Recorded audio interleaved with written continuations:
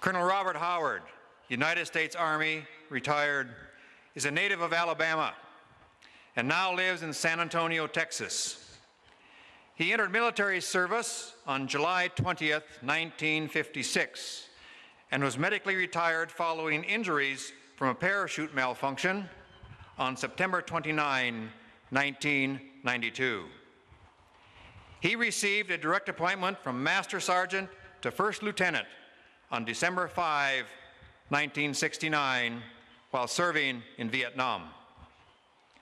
Upon retirement from the military, he was employed by the Department of Veterans Affairs as a hearing officer until his retirement on January 31st, 2006.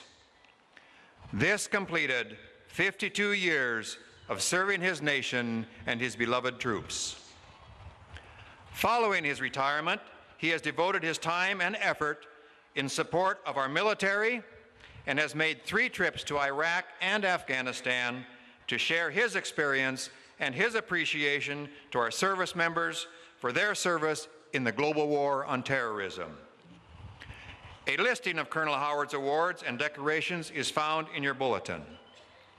Ladies and gentlemen, please rise and welcome Col Robert Howard.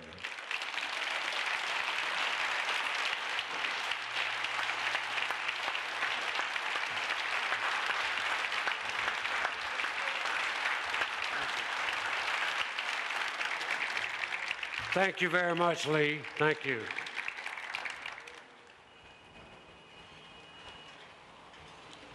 Thank you very much. Members of the host committee and organizing staff of the Veterans Museum in Chehalis, distinguished guests, World War II Medal of Honor recipient and a friend of mine, Bob Maxwell, and his lovely wife, Beatrice, and their granddaughter. And as I look out in the crowd today, I see an old retired Sergeant Major Skip Ettinger and his wife. Thank you for being here. And as I walked through the crowd earlier, I run into people that I served with 35 or 40 years ago. And last night, I had an opportunity to walk through this museum.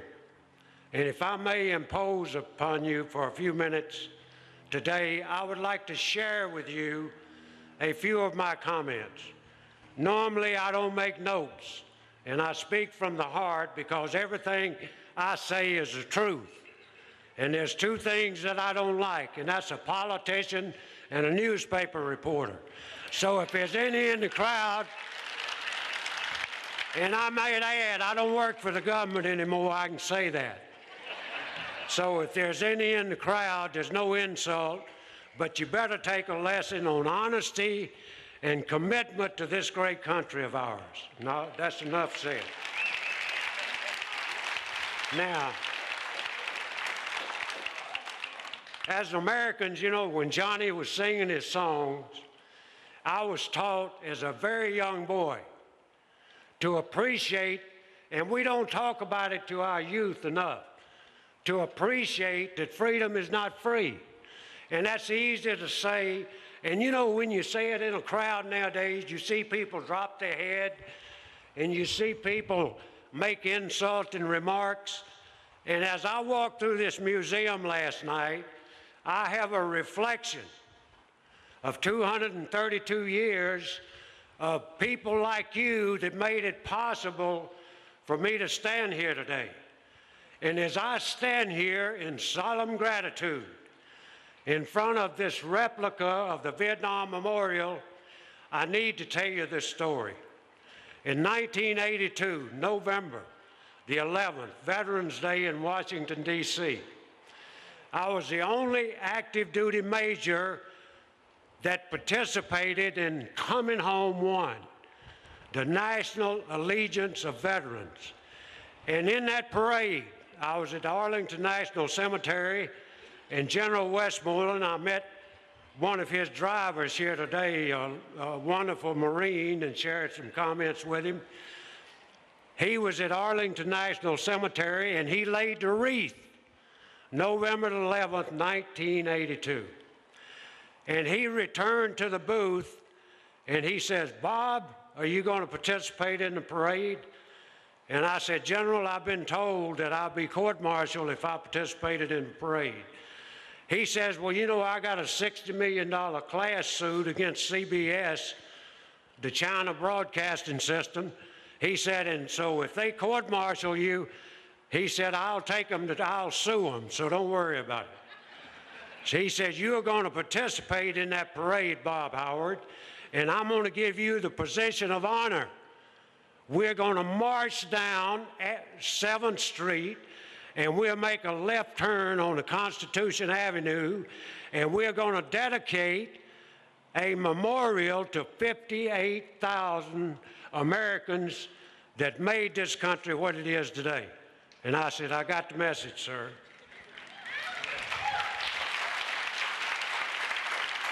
So if any of you ever go to Washington, D.C., General Westmoreland and I dedicated that wall. President Reagan had made the announcement because the American flag had not been affixed to publicly display the flag, that they could not have the ceremony.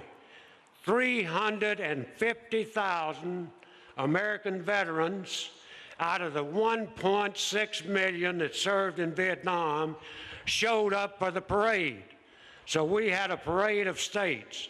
As we formed up for the parade, each state was represented, and General Westmoreland and I led the parade, and we had 13 double amputees that were carrying the national standards that represents the 13 great colonies in this country. And during the parade, we had no active duty military. We have a wonderful band here today, but they were not allowed to participate in the ceremony. And we had high school bands from each state in each one of our territories, Guam, Puerto Rico, Samoa. They were all represented. High school bands, marching bands from those high schools.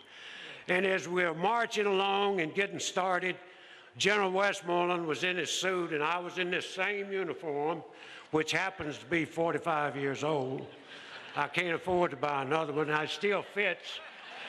But anyway, as we were marching along, they were out of step. You didn't know if you were right and left, because young kids playing the drums, you know, normally on a big beat, your left foot hits the ground, and they were going beep, beep, beep, beep, beep. So, you know, you were trying to keep in step with them. And so General Westmoreland said, Bob, get up there and get those people in step. And I said, sir, you got to be kidding me. I said, there's no way in hell I'm going to get them guys in step. I said, these are high school bands, a true story, playing, and do you know that every one of those color barriers is a double amputee from Vietnam?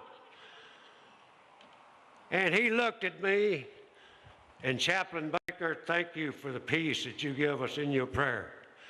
And he says, God bless him. I said, sir, he already has. Now, don't worry about getting in step. Just follow the damn crowd.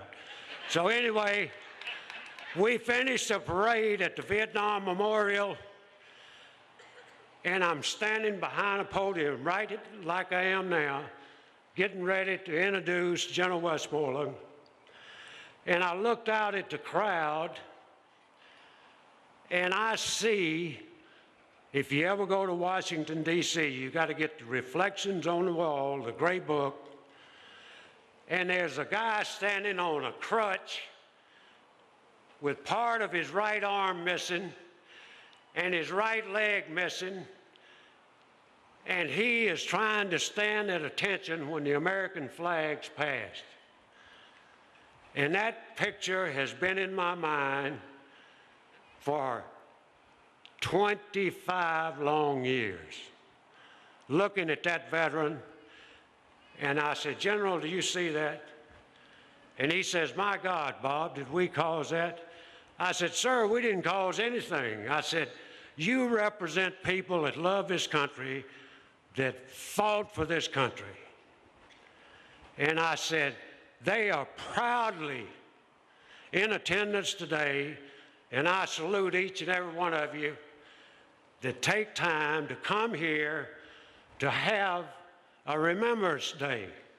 42 years ago, I went into Vietnam, and I was sent there by the Gulf of Tonkin Resolution. And 435 of our political leaders voted, except for one of them, and 99 of our senators to send us to war. And on April the 30th, 1975, I was stationed at Fort Lewis, Washington, and got tears in my eyes as the South Vietnamese Army surrendered to the North Vietnamese in Saigon. And it took a long time for me to say what we fought for was worth fighting for. But I've revisited that part of my life, and I can tell you what we fought for. And as you stand in solemn gratitude and look at this wall today, it's not just a name of people.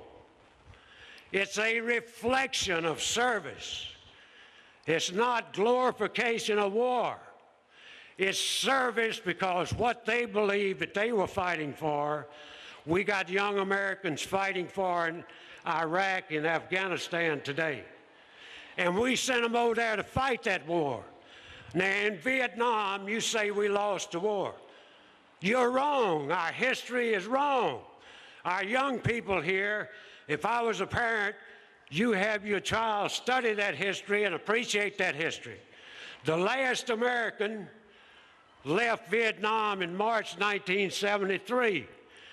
We turned it over to the South Vietnamese. The South Vietnamese lost the war. However, the debate part of that is that President Ford pleaded to our politicians in 1975, continue the bombing so that we can stop the advance of the North Vietnamese Army into Saigon. Our politicians would not vote for that. You know, I read an article in your newspaper yesterday, and they were talking about a general that made a speech here on a comparison between the war in Afghanistan and Iraq and the fight against global terrorism and the war in Vietnam. There's no comparison. It was a war. But in Vietnam, for 10 years, we contained communism. We contained communism, fellow veterans. We stopped, we won every battle. Every battle. You show me one battle that the Americans lost. For 10 years, we won the war. And we come home and we give that country back to the South Vietnamese. And because of political constraints, the South Vietnamese had 5 infantry divisions. The North Vietnamese, uninhibited because of the lack of American support, were fighting 19 infantry divisions. Now, I can assure you, I was in Washington a couple of weeks ago for the Vietnam Memorial Day ceremony, or the Veterans Memorial Day ceremony. And as I was in the reviewing stand, I saw South Vietnamese veterans passing in the reviewing stand.